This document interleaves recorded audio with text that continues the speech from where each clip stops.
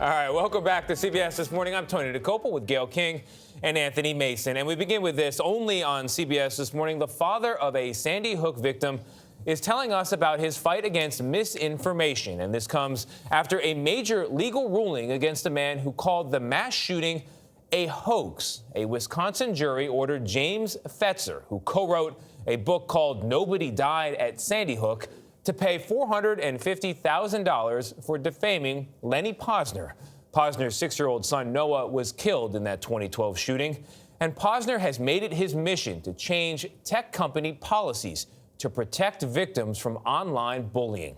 He's made progress, but also enemies, and as a result, we agreed not to show what he looks like for his own protection. How many death threats have you received? Oh, there have been dozens. And there are threats that are just posted that I may have not even seen. Lenny Pozner says he's been forced to move at least a half dozen times since the death of his son Noah. One of 20 children and 6 adults killed in the 2012 shooting at Connecticut's Sandy Hook Elementary School. While still grieving, Pozner faced a new shock as strangers claimed that the shooting had never really happened. What did you find online? The talk of conspiracy theories, the talk of crisis actors, the talk of a staged event to take away people's gun rights. Most people probably would have just walked away, and you didn't. I never thought I had the option to walk away. Because? Because that was my life now. The father of a murdered child and the name associated to an online conspiracy theory. Pozner funneled his anger into action, asking social media platforms to take down the posts, at first with little luck. Most of the time there was an automatic robotic response. So you're not even dealing with a person? It never even got to a person. But in the years since, this unlikely activist has not only succeeded for himself, he's helping others through his organization Honor Network, whose volunteers keep an eye on the internet, protecting victims of tragedy, cyberstalking, and harassment. People like Andy Parker. I felt sick. After his daughter Allison was shot to death on live TV in 2015, conspiracy theorists reposted the video, again claiming it was a fake. Parker contacted YouTube to get the videos taken down. I thought I could do it just, one time and be done with it. And they said, no, you have to do it for each video. Yeah, it's tantamount to saying, watch your daughter's murder and then tell us why. Over and over again. Over and over again, and then tell a robot why this needs to come down. That's essentially what they told me to do. But Pozner had a better idea.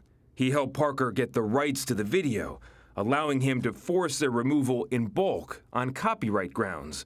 And it worked. It was just a matter of who can help me with this, and I knew it was Lenny.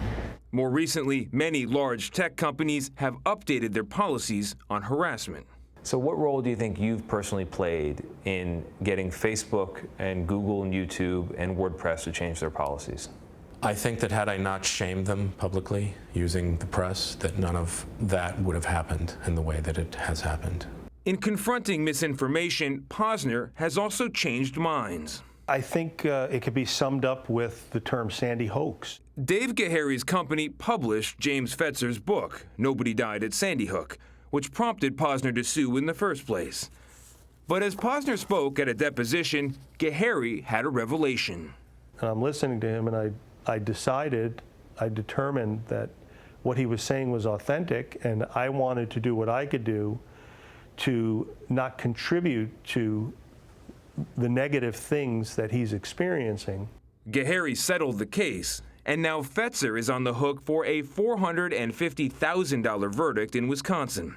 And Pozner says his work is just getting started. So is this fight, crusade, mission you're on, does it take up your life? I mean, is this what you do? This has become my life's work, yeah. This is your life's work? Yeah, that's what it's turned into. Does it still feel good when you get something taken down? It feels right.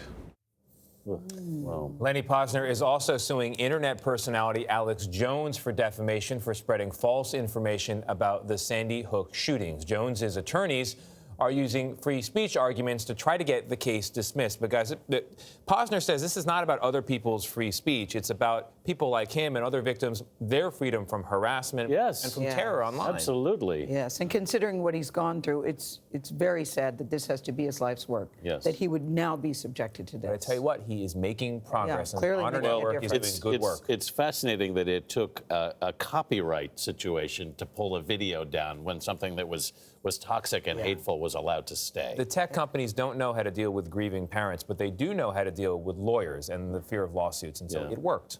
Yeah. It worked. Shouldn't have to head to that. All right.